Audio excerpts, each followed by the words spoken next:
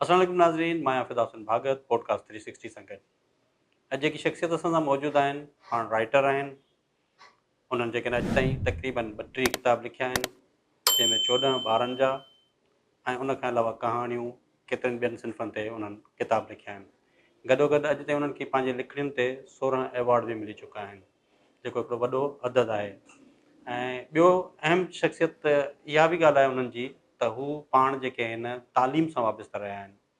ऐं जेको तालीम सां वाबस्ता हूंदो आहे त ज़ाहिर सी ॻाल्हि आहे हिकिड़ी बहितरीनु जेको आहे माशरे जी सिख्या लाइ, माशरे जी तरक़ी लाइ कमु कंदियूं। अॼु असां सां मौजूदु आहिनि डॉक्टर परवीन मूसा मेमन साहिबु। अस्सलाम वालेकुम मैडम। वालेकुम सलाम, अदा ख़ुशि आहियो, चङा भला।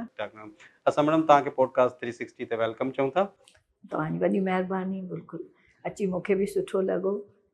अच्छा मैडम, असीं चाहींदासीं त शख़्सियत जेका आहे उहा थोरो पंहिंजो जेको आहे इब्तिदाई जेका ज़िंदगी आहे, किथां जा आहिनि, किथां खां थी केसि ताईं पहुता, उन्हनि जो इब्तिदाई तारुफ़ ॾियनि। त मां चाहींदुसि तव्हां पंहिंजो ॿुधायो त तव्हां किथां सां वाबस्ता आहियो ऐं हैदराबाद ऐं इन सफ़र खे कीअं जेको आहे। हा बिल्कुलु, मुंहिंजो तालुक़ु डीपले शहर सां आहे ऐं डीपलो थरपारकर जो मशहूरु शहर आहे। मेमण क़ौम जो वास्तो उते घणो रहियो आहे, पर ॿियूं क़ौमूं बि रहनि थियूं। डीपलाई मेमणनि मां मुंहिंजो कॉन्टेक्ट आहे ऐं असां डीपलो 71 जे जंग में छॾे आया हुआसीं, जो तव्हां ख़बर आहे हालात ख़राबु हुआ। हाणे असांजी डीपलाई मेमण टाउन आहे हैदराबाद में, उते आउं रहां थी। ऐं मुंहिंजो फादर मोहम्मद मूसा मेमण डीपले में असीं रहियासीं। मुंहिंजो जनमु डीपले जो आहे। बाबा जेको आहे सो रेवेन्यू डिपार्टमेंट में हो ऐं मुख़्तियारकार हुयो। उन जूं मुख़्तलिफ़ हंधनि ते बदिलियूं थींदियूं हुयूं। त मुंहिंजी तइलीम जेका आहे डीपलो, मिठी, सांगर, थरपारकर जे मतिलबु मुख़्तलिफ़ हंधनि ते, हा, ऐं पंहिंजे हैदराबाद जे पंहिंजो ठट्टो मुख़्तलिफ़ हंधनि ते मातली सो मूं तइलीम हासिलु कई ऐं आख़िर में सिंध यूनिवर्सिटी मां ऐं PhD मुंहिंजी सिंध यूनिवर्सिटी जी आहे। अच्छा, तव्हां जेको आहे तालीम जे शोबे सां वाबस्ता रहिया, उहो तव्हां कहिड़े कहिड़े जेको आहे न एरियाज़ में, त असीं ॻाल्हि जीअं तव्हां ॿुधायो था त तव्हांजी वाबस्तगी जेका आहे डीपलो सां हुई, त पोइ तव्हां किथे किथे पढ़ायो आहे ऐं आख़िर कहिड़े उहो मुक़ाम तां तव्हां जेको आहे रिटायर थिया आहियो।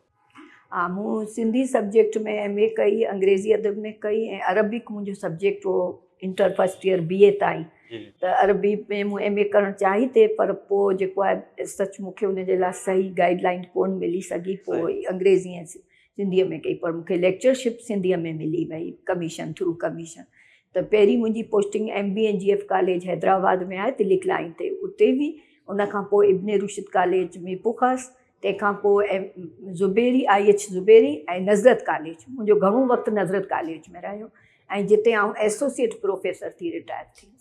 अच्छा, हीअ इन सफ़र तालीम जे सफ़र में जॾहिं तव्हां एजुकेशन ॾियो था, सभु कुझु कयो था, पोइ तव्हांजो हिन ॾे लिखणी जे पासे कीअं जेको आहे रुझान आयो, या को फैमिली में बैकग्राउंड अहिड़ो हुयो जेके लिखनि करण सां वाबस्ता हुया? ईअं दफ़िदा त शुरू दौर में माण्हुनि में जेको आहे न सो घर में लाइब्रेरियन ठाहिण जो रवाजु घणो हो, हाणे बि आहे। असांजे घर में बि हिकिड़ी नंढड़ी सी डीपले जहिड़े नंढे शहर में लाइब्रेरी हुई। डीपलो एतिरो परे हो जिते हिकिड़े ॾींहं जी अख़बार ॿिए ॾींहुं पहुचंदी हुई। त उते रिसाला ऐं किताब तमामु मुश्किल सां मिलंदा, पर जेके नसीब थींदा ओड़े पाड़े जा पढ़ंदासीं, घर जा पढ़ंदासीं। त नंढपण खां पढ़ण जो शौक़ु हो। लिखण में मुंहिंजी पहिरीं कहाणी आहे चरी जे उनवान सां, जेका 1973 में लिखी, मैट्रिक क्लास में। मुंहिंजो जनमु 58 जो आहे, हींअर आउं 67 सालनि जी आहियां। और तूं कोन ॿुधाईंदियूं आहिनि, पर मुंहिंजो हा सालगिरह हुई 20 नवंबर ते, त माना हाणे मूंखे 38 साल शुरू थियो आहे। त मुंहिंजो लिखे जो सफ़र जेको आहे सम्झो 73 जे हिसाब सां 50 साले खां मथे थी वियो, पर उहो पब्लिश कोन थियो, देरि सां थियो। ऐं मज़मून घणा लिखियमि ऐं आउं सम्झां थी त मज़मून निगारीअ में असांजी औरतुनि जे कम में इंडिया में पोपटी हीरानंदाणी, उन जा 6 किताब आहिनि ऐं मुंहिंजा 5 किताब। सिंध में मूंखे लॻे थो त मज़मून निगारीअ में मुंहिंजो कमु इलाही आहे। ऐं पर मुंहिंजा किताब जेके आहिनि से छपिया 2004 खां पोइ माना मार्केट में आया, जेको पब्लिक खे ख़बर पई। बाक़ी अख़बारनि जे मार्फत इलाही मुंहिंजो कमु हलियो ऐं उहो सम्झो त 2003 खां मूं अख़बारनि में किताब मोकिलणु शुरू कयो। पहिरियों हिकिड़ो 2 मज़मून मोकिलिया, पर पोइ बाक़ाइदगीअ सां 2003 खां। अच्छा, तव्हां कहिड़ियुनि कहिड़ियुनि अख़बारुनि में पंहिंजा मज़मून जेके आहिनि उन्हनि जा ख़ासि मौज़ू कहिड़ा हूंदा हुआ? इबरत, हिलाल पाकिस्तान ऐं सोभ, जीजल ऐं पंहिंजो सिंध अख़बार ऐं सिंध एक्सप्रेस, काविश में घटि आया आहिनि मुंहिंजा आर्टिकल, पर पंहिंजी अख़बार में रेगुलर अचनि था, कोशिश में त मुख़्तलिफ़ अख़बारनि में लिखियो आहे मूं, पर हाणे रेगुलर 3 सालनि खां पंहिंजी अख़बार में लिखां पई। अच्छा, हुनजा ख़ासि मौज़ू कहिड़ा हूंदा आहिनि? जीअं मज़मून में ॾिसो न, हिकिड़ो त तव्हां जेकॾहिं एज़ अ फीमेल आहियो त औरतुनि जे मज़मून खे या जनरल ॿिया बि मज़मून तव्हां न, लिखंदा आहियो? मुंहिंजा काफ़ी मौज़ू मुख़्तलिफ़ बि हुजनि था, जनरल समाजी मौज़ू बि आहिनि, ठीकु आहे, ऐं घणा अदबी मौज़ू आहिनि। ऐं हिन वक़्तु जेके पंहिंजीअ में छपिया आहिनि 80 मज़मून, पंहिंजी अख़बार में मुंहिंजा तक़रीबन 125-150 आर्टिकल छपिया आहिनि, पर उन में जेको आहे 80 मज़मून लतीफ़ शनासी ते आहिनि। लतीफ़ शनासी ते। अच्छा, तव्हां जेको आहे कहाणीकार बि आहियो। कहाणीकार वरी हिकिड़ा सेंसिटिव क़िस्म जा माण्हू हूंदा आहिनि जेके करेक्टर्स ॻोल्हींदा आहिनि, ऐं त इन कहाणी ॾे तव्हांजो रुझान कीअं थियो? आख़िर कहिड़े अहिड़े कंहिं करेक्टर या कंहिं अहिड़ी ॻाल्हि जंहिंखे तव्हांखे कहाणी लिखण ते? ऐं एक्चुअल मुंहिंजी पहिरीं तहरीर जेका हुई न, उहा बि कहाणी, अच्छा, जेका मूं तव्हांखे ॿुधायो, मूं ॻोठ में लिखी 1973 में मैट्रिक क्लास जी उमिरि में।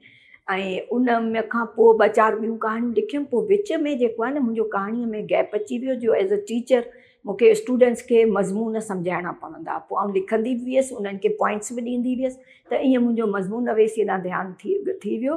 पर कहाणी मुंहिंजे अंदर में जहिड़ी रहिजी वई, जेका पोइ हाणे मूं आस्ते आस्ते कहाणियूं लिखियूं आहिनि, जंहिंजो किताबु छपियो आहे 20 तोला सोन, ऐं उहो 23 में छपियो आहे, ऐं 24 में मां आहियां थी। ऐं ॿियो हवेली ऐं खुलियल आसमान तर्जुमो थियल कहाणियूं आहिनि, उन्हनि जो किताबु हींअर आयो आहे। ऐं 2008 में हिकिड़ो किताबु मूं तरतीब ॾिनो, सोन वरनियूं सोढियूं, उनजो इंतिसाबु जेको आहे मोहतरमा बेनज़ीर भुट्टो जे नाले आहे।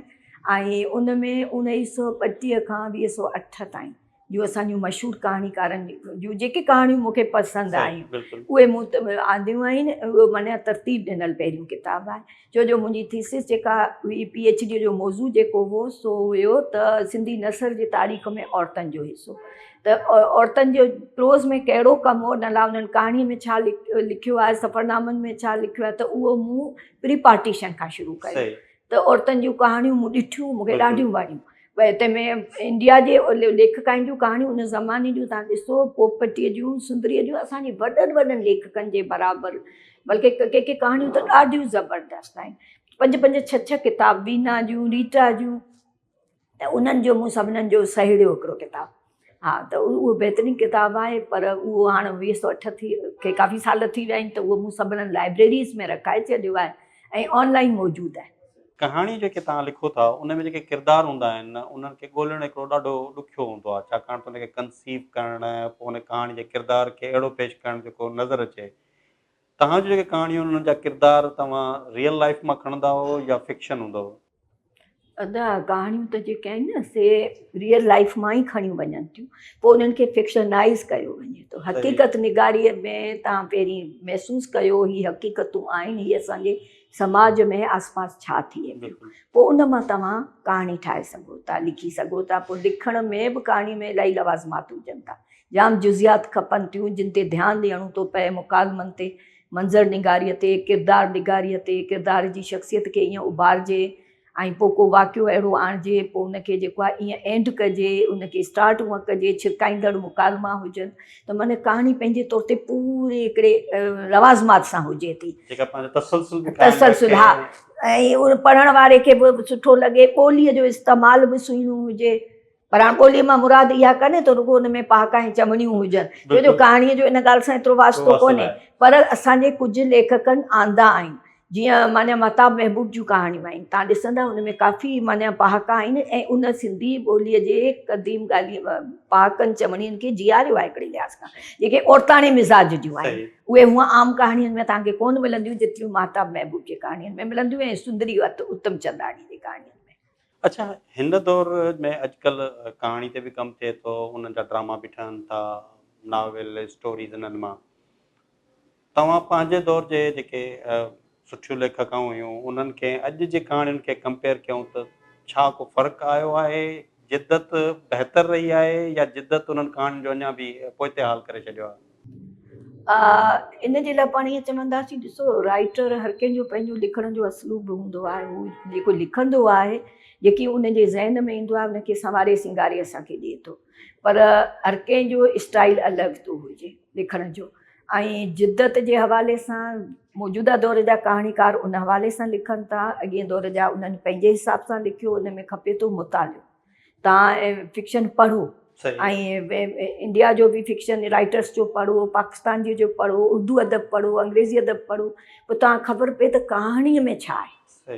लियो टॉलस्टॉय जी हिकिड़ी कहाणी आहे, उहा मूं तर्जुमो कई। यकीन करियो तर्जुमो करण में मूंखे एतिरी हैरत थी छा त राइटर।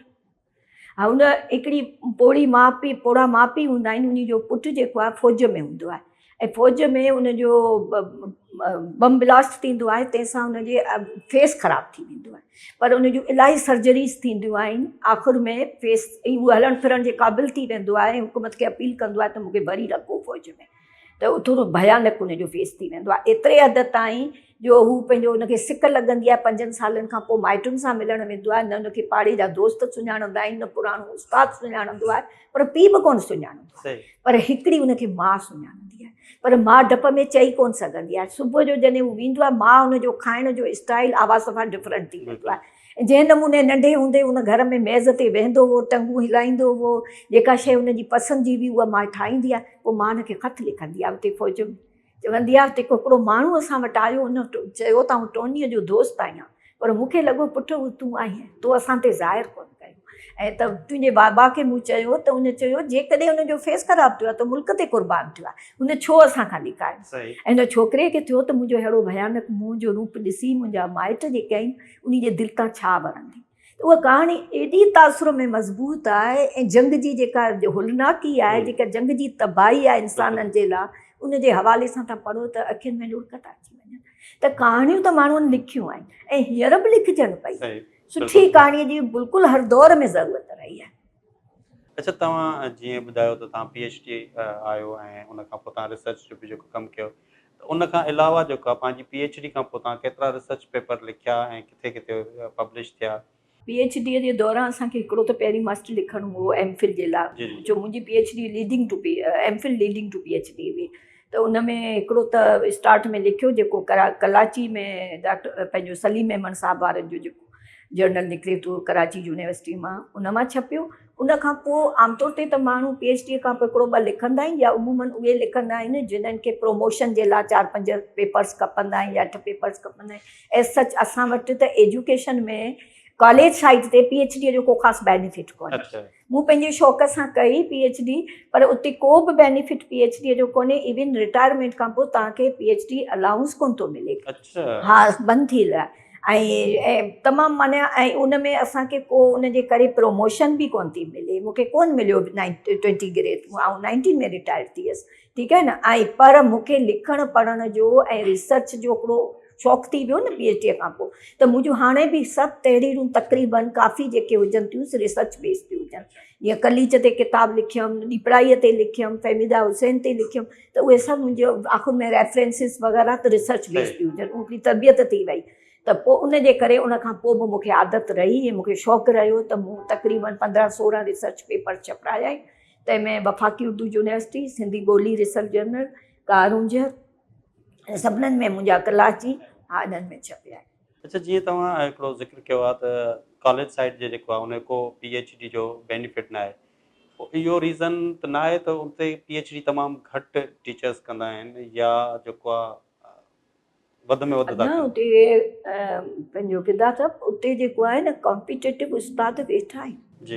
कॉलेज साइड ते के ॾाढा सुठा उस्ताद आहिनि, फिज़िक्स में, केमिस्ट्रीअ में। असांजूं फ्रेंड्स आहिनि जेके कॉलेज साइड में आहिनि, उन्हनि PhD कयूं आहिनि ऐं यूनिवर्सिटी मां रेगुलर कयूं आहिनि। उन्हनि खे कमु ॾाढो सुठो अचे थो, पर यकीन ॼाणो उन्हनि जे लाइ बि को PhD क्वालिफिकेशन अलाउंस रिटायरमेंट खां पोइ हुजे या उन्हनि जे प्रमोशन ते असरु पवे, अहिड़ी का ॻाल्हि कोन थी हुजे। शौक़ सां कनि था। बाक़ी जेको आहे का एडमिनिस्ट्रेटिव पोस्ट अची वञे, ठीकु आहे, उहा अलॻि ॻाल्हि आहे, उहो तव्हांजे उन जो इंट्रस्ट आहे त ठीकु आहे। बाक़ी असां वटि जेको फ़ाइदो आहे यूनिवर्सिटीज़ खे आहे। हाणे यूनिवर्सिटीज़ जा उस्ताद हलिया था वञनि एडमिनिस्ट्रेटिव पोस्टनि ते। हाणे यूनिवर्सिटीअ में वरी इहो बि मसइलो हले पियो त उहे जेके आहिनि न, त उन ते बि एतिराज़ात थियनि पिया त भई उहे जेकॾहिं एडमिनिस्ट्रेटिव पोस्टनि ते था वञनि त पढ़ाईंदो केरु, पोइ उन्हनि जे PhD मां स्टूडेंट्स खे कहिड़ो फ़ाइदो थींदो। त उसूली तौर ते असांजो कमु आहे स्टूडेंट्स जो, त असां जेको आहे न पोइ असांजे उन मां बेनिफिट थिए ऐं असीं ॿिया ओतिरा स्कॉलर पैदा करियूं। असांजा हिते असां वटि हिकिड़ो ॿियो बि मूं फॉल्ट ॾिठो आहे त यूनिवर्सिटीज़ में उस्ताद शागिर्दनि खे ओतिरो PhD लाइ सही रहनुमाई नथा कनि के उस्ताद के उस्ताद सभु न उहो चवण ई ग़लति आहे पर के उस्ताद मूं ऑब्ज़र्व कयो आहे त छो जो उन्हनि खे इहा ख़बर कोन्हे त असांजो स्टूडेंट जेको आहे जेको टॉपिक खणी आयो आहे उहो टॉपिक उन ते ऑलरेडी कमु थी वियो आहे त इन करे टॉपिक वरजाया वञनि था। हाणे मुंहिंजो हिकिड़ो किताबु आहे जे पार्कूं पारस जा, उहो तक़रीबन तकमील ते आहे, उहो शाह लतीफ़ ते जिन्हनि PhD कयूं आहिनि उन्हनि जे बारे में। त HT सॉडलीअ खां वठी हेसि ताईं जेके PhDs थियूं आहिनि पोइ मूं उन्हनि जूं काफ़ियुनि जूं जेके आहिनि से फ़हिरिस्तूं हथु कयूं यूनिवर्सिटीज़ मां ऐं उहे थीसिस हथु कयूं जेके न मिलियूं सिंधियोलॉजीअ में वञी मूं उन्हनि जा फ़ोटोज़ कढिया त मूंखे अंदाज़ो थियो त असां वटि उन में बि टॉपिक रिपीट थिया आहिनि।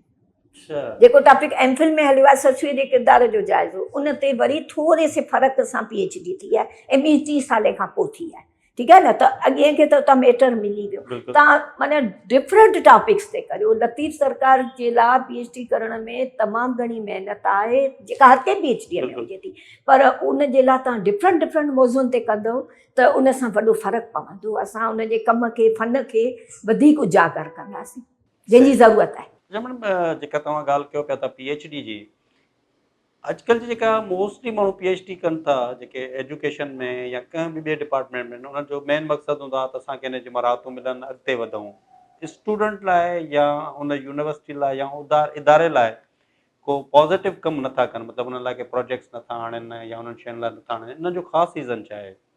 इन जो इहे मूं तव्हांखे ॿुधायो त एडमिनिस्ट्रेटिव साइट ते जेकॾहिं वञनि था उस्ताद ऐं उन्हनि जी हिकिड़ी रसाकशी जी वार थी हुजे। मूं ॾिठो आहे त फलाणो हुन पोस्ट ते फलाणो हुन पोस्ट ते। इवन जंहिं वक़्त में मूं PhD कई ते असांजो हिकिड़ो सीनियर उस्ताद ऐं हिकिड़ी फीमेल उस्ताद उन्हनि जो विच में मूं ॾिठो टसलु त हू चेयरपर्सन थी, हू चेयरमैन कोन थियो, हू डीन फैकल्टी ऑफ जो डीन थियो फैकल्टी जो, त हू अधी कोन थी। त इन क़िस्म जो जेको आहे न पोइ उन सां हू छा था कनि, पंहिंजे ॿियनि स्टूडेंट्स खे लॉस था ॾियनि ऐं उहो लॉस मूं भोॻियो।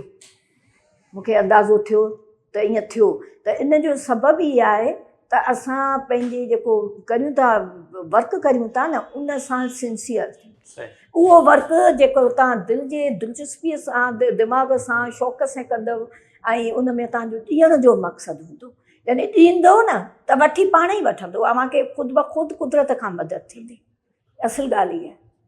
अच्छा मैम, तव्हां एतिरे वॾी रिसर्च इन्हनि करण खां पोइ ॿारनि लाइ एॾा सारा किताब लिखिया, उन जो छा सबबु हो?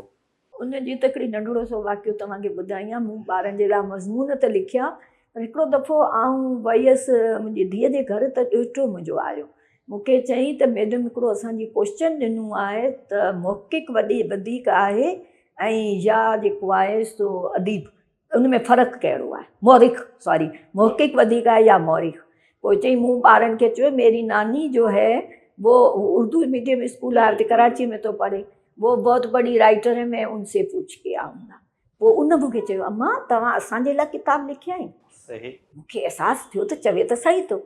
त बहरहाल पोइ मूं उर्दूअ में अञा कोन लिखियो आहे ॿारनि जे लाइ, पर उर्दूअ मां सिंधीअ में तर्जुमो कयो आहे ॿारनि जे लाइ कहाणीअ जो किताबु अनोखो राज़ो, ठीकु आहे। सिंधीअ में 14-15 किताब लिखिया आहिनि, अञा 3 मुंहिंजे हथ में आहिनि।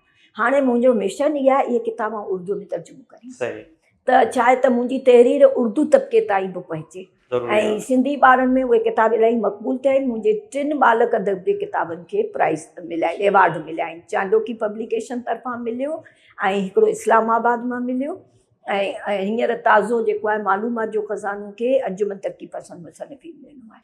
अच्छा, ज़ाहिर सी ॻाल्हि आहे हिकु राइटर जेको आहे उहो वॾी लेवल ते जंहिंमें लिखे थो, पर ॿारनि लाइ वरी ॿार थी लिखे थो त हुनखे कहिड़ी शइ वणंदी, कहिड़े तरीक़े जा हुनजा लफ़्ज़ हुजणु खपनि, कहिड़ा जेके हुननि खे करेक्टर वणंदा आहिनि, इहो कीअं सिलसिलो ठहंदो आहे? अञा उहो छा आहे, आऊं जेको हीउ लिखां थी न मुंहिंजे रिसर्च खां पोइ मूंखे हिकिड़ी ॻाल्हि जो अहसासु थियो, उन रिसर्च करणु मूंखे ॻाल्हि जी मैनेज करणु सेखारी। त हाणे जॾहिं आउं किताबु ॿारनि जे लाइ लिखां थी त तव्हां ख़बर आहे असांजो जेको किताबु छपिजे थो डेमीअ में उन जूं प्लेटूं थियूं ठाहिनि, त 4 प्लेटूं माने 64 पेजिस, त 64 पेजिस जो मुंहिंजो हर किताबु आहे। इन खां मथे जो किताबु कोन्हे। ठीकु आहे, त 64 पेजिस जे किताब खे आउं ईअं ठाहींदी आहियां, पंहिंजे रजिस्टर में जॾहिं लिखंदी आहियां मूंखे अंदाज़ो हूंदो आहे त हिन में 13 खां 14 कहाणियूं हूंदियूं, हर का कहाणी 2-2.5 सुफ़ा 4 सुफ़ा, इन खां वधीक कोन्हे। उहो सॼे सेटअप सां लिखां थी ऐं तंहिंखां पोइ उन्हनि जा टॉपिक सोचियां थी। हर किताब में कोशिशि करे त 2 कहाणियूं 3 माहौलियात मुताबिक़, 2-3 कहाणियूं स्पेसिफिक जानवरनि ऐं पखियुनि ऐं उन्हनि जे बारे में, 1-2 बादशाह आहिनि, परियनि, वज़ीरनि, सौदागरनि, उन्हनि जूं, 4-5 ॿारनि जे स्कूल जूं। त ॿारनि जे स्कूल में छा थो थिए, को ॿारु लंच बॉक्स विसारे थो वञे त माइट खे परेशान था थियनि, को गैर ज़िम्मेदार आहे, पंहिंजो थेलो नथो ठाहे, किताबु नथो विझे, राति जो स्टडी नथो करे, या को स्कूल में दोस्त खे खाराए थो, दोस्त ग़रीब आहे, रोज़ु खाधो नथो खणी अचे, इन टाइप जे उनवाननि ते मूं लिखियो आहे, जंहिंमें इस्लाह थी वञे, कहाणीअ जी कहाणी थी वञे। त बल्कि हिकिड़ी कहाणी मुंहिंजी स्पेसिफिक जेका किताबु उहा आहे माहौलियात जे बारे में, जंहिंमें जानवरनि जो इंसाननि सां ऐं पंहिंजे छा चवंदा आहिनि माहौल सां जेको लॻाव, त जानवर किथे ख़ुशि था रहनि। बंदि घर में त शींहुं कोन रहंदो, न को घर में शींहुं रहंदो, शींहं खे खुलियो मैदान खपे, जंग खपनि, ठीकु आहे न। ऐं ॿिया नंढा पालतू जानवर ॿिया आहिनि जेके असीं घरनि में पाले सघूं था, उन्हनि जूं आदतूं कहिड़ियूं आहिनि, उन्हनि खे कीअं डील करणु खपे। त इन हिसाब सां मूं किताबु लिखियो पोपट ऐं गुलाब। पोपटनि खे ॿार छेड़ींदा आहिनि, गुलाबनि ते ईंदा आहिनि, त उहा बाग़ जी सॼी मंज़र निगारी कई, त उहो किताबु उन ते अवॉर्ड मिलियो हो। ऐं हीअ मालूमात जो ख़ज़ानो जेको आहे इन ते इन करे मिलियो, मूंखे लॻो इन खे बि मूं मैनेज ईअं कयो, स्टूडेंट्स तक़रीबन 6 क्लास खां इंटर बि पढ़ी सघे थी, उनखे एसि ताईं मालूमात आती आहे, उनखे तरतीब सां दीन जी मालूमात, दुनिया जी मालूमात ऐं पंहिंजो पाकिस्तान जी मालूमात, सिंध जी मालूमात, सिंधी अदब जी मालूमात। 40-30 पेज मूं लिखिया पंहिंजे रजिस्टर में, पर जनरली उहो बीठो 64 पेजिस ते। त ईअं माना उहा सॼी मालूमात मूं सर्चिंग करे पोइ किताबु ठाहियो, त किताबु वाकई मूं ख़ुदि खे बि ॾाढो वणियो। अच्छा, ॿार जेके आहिनि अॼुकल्ह असांजो स्टूडेंट किताब खां घणो परे थी विया, जनरली बि आहे, असां बि पंहिंजे घरनि जा ॿारनि जा हाल ॾिसूं था, त कोर्स जो किताब बि बुख़ार सां खणे थो, उनखे कहाणी जी तरफ़ खणी अचण में किताब ॾे, उहे तव्हां मतिलबु कहिड़े तरीक़े सां इहो सोचींदा आहियो त हिन ॿार खे जेको आहे हाणे जेको न पढ़ंदड़ बि आहे उहो हिन किताब खे हाणे इन ते अदा मूं इहो गौर कयो त असांजे सिंधी अदब में बालक अदब हींअर हिन मौजूदा वक़्त में सफ़ा यतीम अदब थी वियो आहे, उन ते तवजह तमामु घटि आहे ऐं असांजा किताब छपजनि था। कंहिं वक़्त में असांजा इदारा किताबनि खे अवॉर्ड ॾींदा हुआ, लैंग्वेज अथॉरिटी, कॾहिं मुंहिंजे ख़्याल खां इहो पंहिंजो इंस्टीट्यूट ऑफ सिंधियालॉजी, कल्चर खातो, मतिलबु मुख़्तलिफ़ इदारा पंहिंजे हिमथाइण लाइ पंहिंजे असांजे अदीबनि खे अवॉर्ड ॾींदा। हाणे उहो सिलसिलो बंदि थी वियो आहे ऐं किताब छपराईंदा हुआ। हाणे कल्चर खातो साल में केतिरा किताब थो छपराए, अॻु में त शाह लतीफ़ ते बालक अदब जा किताब छपराए। अदबी बोर्ड छा थो करे, 4.5 सालें खां अदबी बोर्ड वटि मुंहिंजो किताबु पियो आहे अरबाब जी होशियारी, 4.5 साले 3.5 साले खां अञा कोन पियो छपिजे। त ही इदारा जेके आहिनि न पंहिंजे हिसाब किताब सां हलनि था। अथॉरिटी जेको आहे उनजो बि इहो सख़्ती थी वई आहे, सिर्फ़ु ॿोलीअ लाइ छपराईंदी किताब। हाणे ॿोली पंहिंजे जॻह ते सिर्फ़ु बिल्कुलु सही ॻाल्हि आहे, सिंधी ॿोलीअ जो बाख़्तियार इदारो आहे, पर ॿोलीअ में छा अदब नथो अचे? हुननि जी माशाल्लाह सभिनीनि जूं बजेटूं आहिनि, ठीकु आहे न, मूंखे ख़बर कोन्हे त केतिरियूं आहिनि, कीअं कंज़्यूम थियूं थियनि, उहे शॉर्टेज आहे अच्छा, पर जनरली ईअं थो ॾिसण में अचे, आख़िर ॿिया फंक्शन बि कनि था न, 2-4 किताब छपराइणु खपनि, उन जो क्राइटेरिया रखणु खपे, छो ॿार असांजो क़ौम जो सरमायो आहे। अॼु जो ॿारु सुबुह जो क़ौम जो महिमार आहे। असांजे स्कूलनि में, असांजे कॉलेजनि में जेके ॿार पढ़नि था, वॾा थियनि था, मूं CSS अकेडमीज़ में पढ़ायो आहे। ॿारनि जी सिंधी एॾी वीक आहे जो उते अचनि था, चवनि था असीं सिंधी खणंदासीं, असांखे मार्कूं मिली वेंदियूं, पर ईअं कोन्हे। सिंधी जी उन्हनि जी बेस कमज़ोर आहे। असां केतिरा सिंधी ॿोलीअ जे सुधारे लाइ कोशिशूं कयूं आहिनि। इंग्लिश मीडियम ॿारनि खे बि असां स्कूलनि में चयो आहे सिंधी पढ़ायो। अथॉरिटी पंहिंजे तौर ते इलाही कोशिशि करे थी, उन्हनि पंहिंजा सेंटर खोलिया आहिनि। पंहिंजे कराचीअ में मूं ॾिठो 4 FSL ते उहे पायां थी, ऐं हिते बि, ऐं ॿारनि खे सर्टिफिकेट ॾियनि था, उन में ॿार इंट्रस्ट बि वठनि पिया। हा, इहो कमु तमामु नेक कयो अथनि, जंहिंजे करे, पर अञा हिननि खे किताब बि छपराइणु खपनि बालक अदब जा, जेको आउं बालक अदब जे हवाले सां थी ॻाल्हि करियां। त ॿारनि जे अदब खे प्रोमोट करण लाइ उन्हनि जे लाइ अलॻि हिकिड़ो इदारो हुअणु खपे हुकूमत जे तरफ़ां।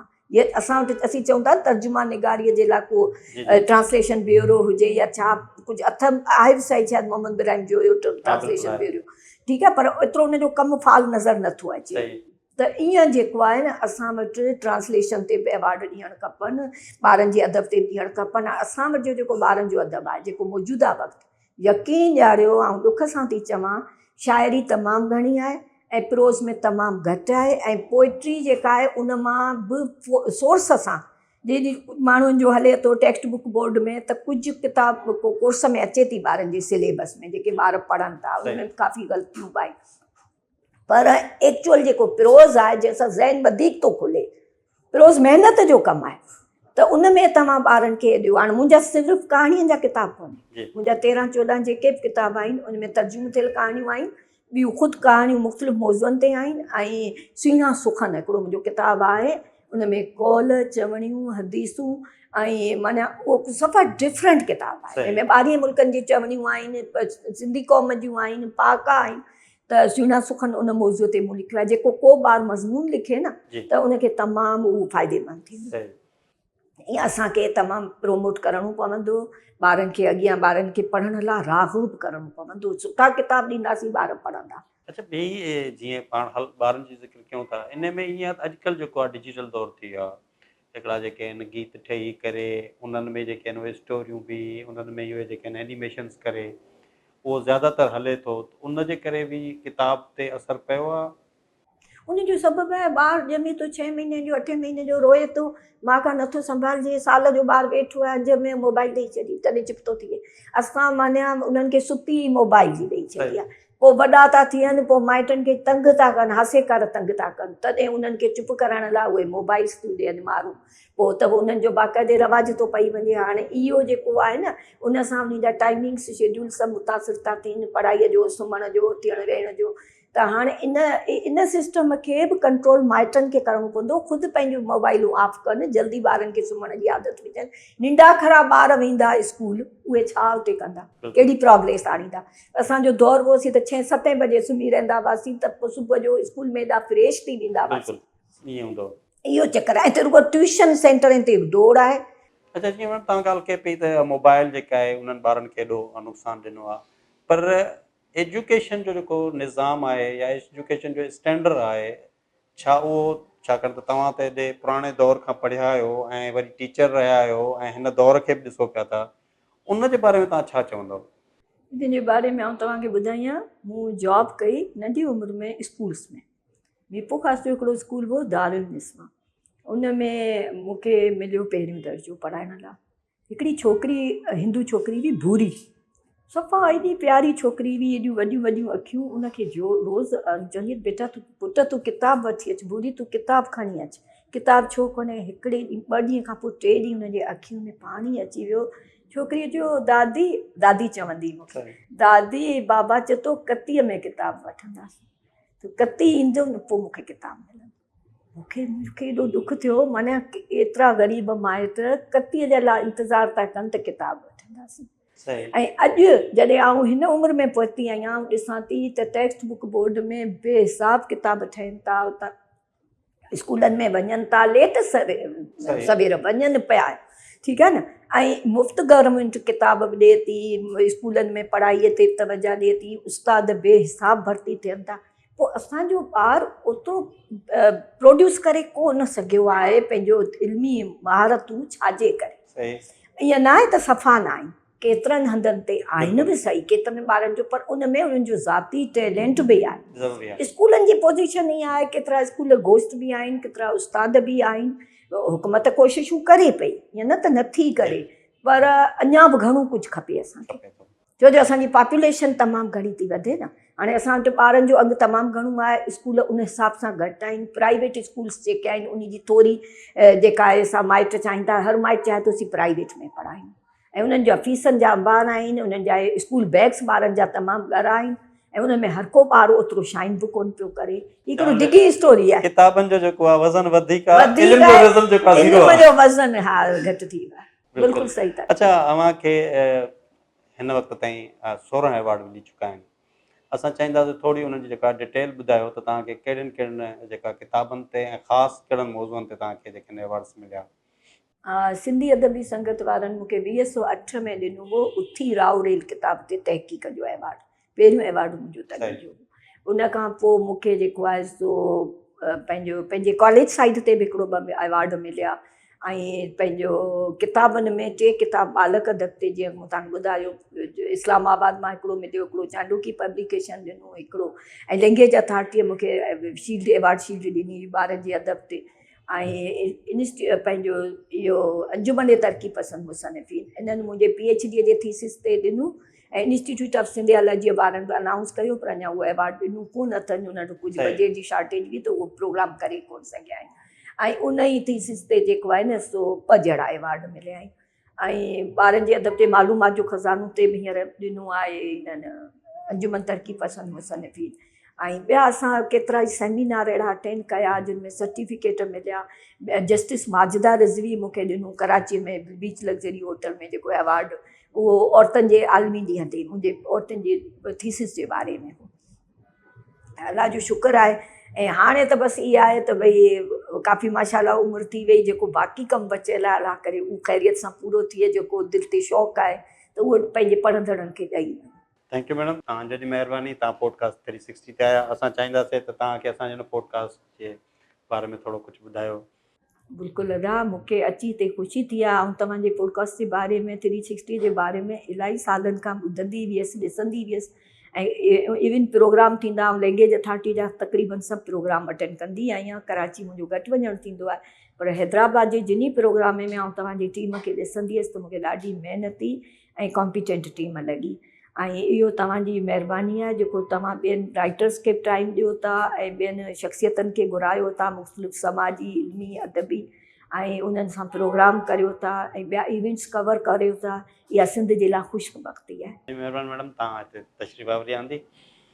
नाज़रीन, असांजो हमेशह कोशिशि रही आहे त असां उन्हनि शख़्सियतनि सां तव्हांजी मुलाक़ात करायूं जिन्हनि इल्मु, सोसाइटी या अहिड़ा कमु कया हुजनि जंहिंमां माशरे खे, आम इंसान खे, तमामु घणे मासिस खे फ़ाइदो पहुतो हुजे। इंशाल्लाह नेक्स्ट टाइम कंहिं नए महिमान सां गॾंदासीं। इजाज़त ॾींदा। अल्लाह हाफ़िज़।